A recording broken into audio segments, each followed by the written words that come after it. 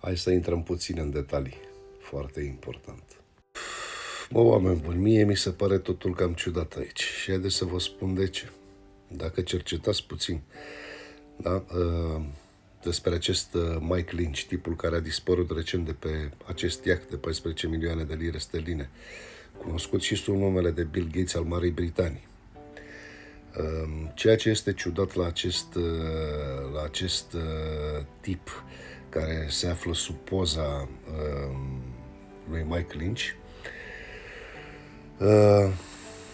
este că a murit și a fost un coleg al lui Mike Lynch, da? Și recent acest om a fost inculpat într-un caz de fraudă în America. O fraudă de numai puțin de 11 miliarde de lire sterline. Și acum haideți să intrăm puțin în detalii. Acum câteva săptămâni, dacă cercetați, Mike Lynch a fost achitat de câteva acuzații penale de un juriu din San Francisco, care s-a judecat mai bine de 12 ani pentru aceste 11 miliarde de lire sterline, în care se pare că era băgat împreună cu fostul său coleg.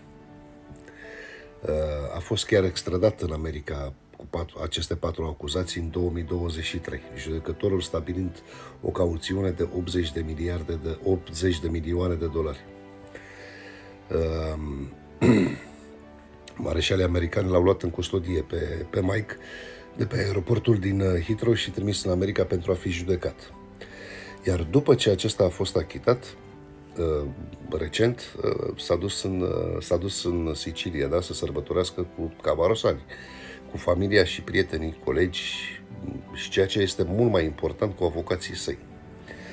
Deci, pe 19 august, iahtul acesta de 14 milioane de lire sterline a fost lovit de o tornadă care se pare că a venit de nicăieri, da? Și care a răsturnat acest iaht și l-a scufundat.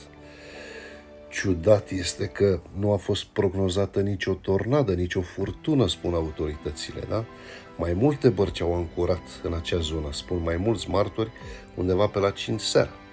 Ciudat că doar acest iaht s-a scufundat, nu? Ce este mai ciudat, însă, iar, acest Steve, da, a ieșit să alerge sâmbătă seara și dintr-o dată a fost lovit de o mașină, dus la spital. Cumva o amenințare? Desigur, ar putea să fie o coincidență, dar ce coincidență? În primul rând, acest om este lovit de o mașină. Nimeni nu știe de ce. Nimeni nu cunoaște persoana care l-a lovit. Nimeni nu este arestat sau interogat. Da? Și al doilea lucru important, că nu există rapoarte de vreme care au prognozat taifunuri, tornade și așa mai departe.